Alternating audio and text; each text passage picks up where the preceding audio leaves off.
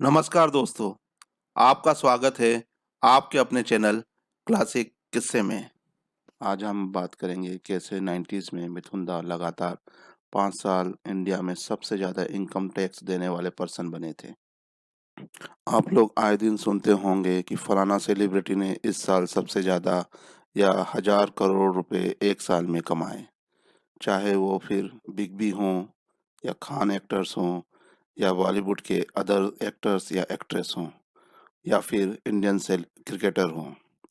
इन सब का नाम हर साल हजारों करोड़ कमाने वालों की टॉप लिस्ट में नाम आता है और साथ ही फोर्ब्स की सबसे ज़्यादा कमाई करने वालों इंडियन सेलिब्रिटी की भी टॉप लिस्ट में नाम रहता है। लेकिन इनकम टैक्स पेड करने वालों की टॉप लिस्ट में इन लोगों का नाम दूर दूर तक नहीं रहता है। ऐसा नहीं कि ये लोग टैक्स नहीं देते होंगे, बट जब कमाने वालों की टॉप लिस्ट में नाम रहता है तो इनकम टैक्स देने वालों की टॉप लिस्ट में भी नाम होना चाहिए। ये सोचने वाली बात है फ्रेंड्स। उधर दूसरी तरफ मिथुन दा कई बार हाईएस्ट इनकम टैक्स देने वाले पर्सन बने थे। मिथुन दा सबसे पहले 1986 में इंडिया के हाईएस्ट इनकम टैक्स देने वाले बने थे, फिर दूसरी बार 1988 में और उसके बाद 1994 से 1999 तक लगातार 5 साल तक हाईएस्ट इनकम टैक्स पेयर बने थे और इनकम टैक्स डिपार्टमेंट ने उन्हें उस समय सम्मानित भी किया था और इनकम टैक्स का ब्रांड एम्बेसडर भी बनाया था। उस समय मिथुन दा इंडिया की जनता को इनकम टैक्स ईमानदारी से और समय पर देने के लिए प्रोत्साहित भी किया करते थे। 80 के दशक में मिथुन दा टॉप पोजीशन पर थे और हाईएस्ट पेड एक्टर थे, इसलिए 80 के दशक में हाईएस्ट इनकम टैक्स पेयर बनना समझ में आता है। लेकिन 1994 से 1999 के बीच मिथुन दा ऊटी शिफ्ट हो गए थे और लो बजट फिल्मों में काम कर रहे थे।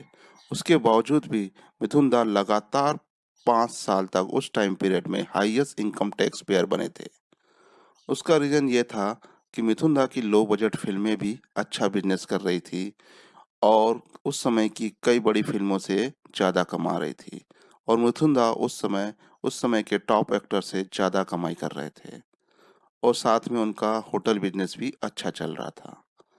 लेकिन सबसे इम्पोर्टेंट ये बात थी कि मिथुन दा ईमानदारी से टैक्स पे करते थे, जिसकी वजह से वो कई बार हाईएस्ट इनकम टैक्स पेयर बने थे, जो उन्हें इंडिया के अदर सेलिब्रिटी से अलग करता है।